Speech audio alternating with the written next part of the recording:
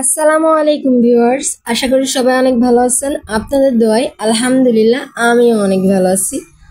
আমাদের দোকান প্রায় শেষ। দোকানের কাজকর্ম করে সবকিছু বন্ধ করে থুয়ে আসলাম এবং ঈশ্বরদী বাজারে একটু কাজ ছিল, সেই কাজটাও ঠিক করলাম এবং বুথ থেকে টাকা তুলে বললাম চলো আমি একটু ঘুরে আসি। কোথায়?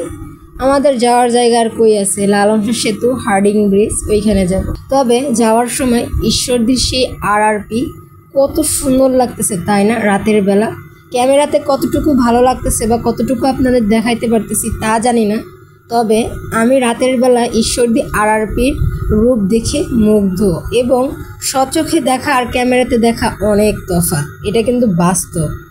যাই হোক, অনেক ভালো লাগতেছিল। যখন রাস্তায় চলে আসি, দিয়ার বাগল একটা গাড়ি অ্যাক্সিডেন্ট হয়, সেটা হলো ট্রাক, যেটা রাস্তার গর্তের ভিতরে পড়ে যায় এক কথায়। পরে ওইটা অ্যাক্সিডেন্ট হয়েছে, ওইটা পার করে আমরা চলে আসলাম। তারপর সরাসরি শুনি। এখন রাত 11টা বাজে, আমরা যাচ্ছি আবার সেই আমাদের গন্তব্য চিরচেনা। বলেন তো কোথায়? পাকশি হার্ডিং ব্রিজ, লালনশাহ সেতু। মন ফুরফুরা করতে এত পরিমাণে বাতাস বইতেছে যা বলার ভাষার বাহিরে। ওয়াও, আনন্দ করতে হবে সকল কষ্টের মাঝেও, আনন্দ মাস্টলি। এখন আমরা সেটাকে দিয়ার বাগল দ্বিতীয় শাখো না, এটা 1 নম্বর শাখো। হ্যাঁ, আর এটা 1 নম্বর শাখো, দ্বিতীয় শাখো আমরা ছাড়িয়ে আসি। ওয়াও, পরিবেশটা দেখছেন? মনোরম পরিবেশ। এখন বেশিরভাগ রাস্তা দেখাবো না, আমরা সরাসরি লালনশাহ সেতুতে উঠে আপনাদের দেখাবো। প্রতিদিনই যদি রাস্তার ভিডিও দেখাই তাহলে কি আর ভালো লাগবে? চলেন সরাসরি লালনশাহ সেতু চলে যাই। আমরা টোল প্লাজায় টোল দেওয়া শেষ, এখন আমরা উঠে যাচ্ছি লালনশাহ সেতুতে। রাত 11টা বাজে,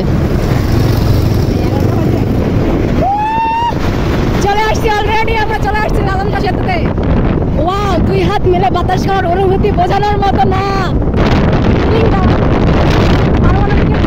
পারমাণবিকের কুলিং টাওয়ার। আমরা অলরেডি নদীর, লালনশাহ সেতুর নদীর উপরে।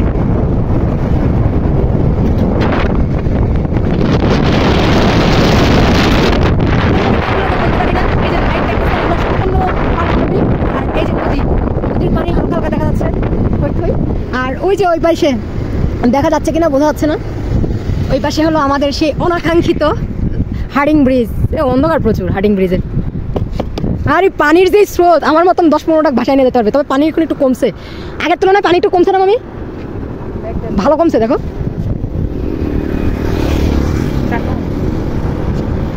আজ আমি ছন্দ ছাড়া, ডিজেলের গাড়ি যাচ্ছে।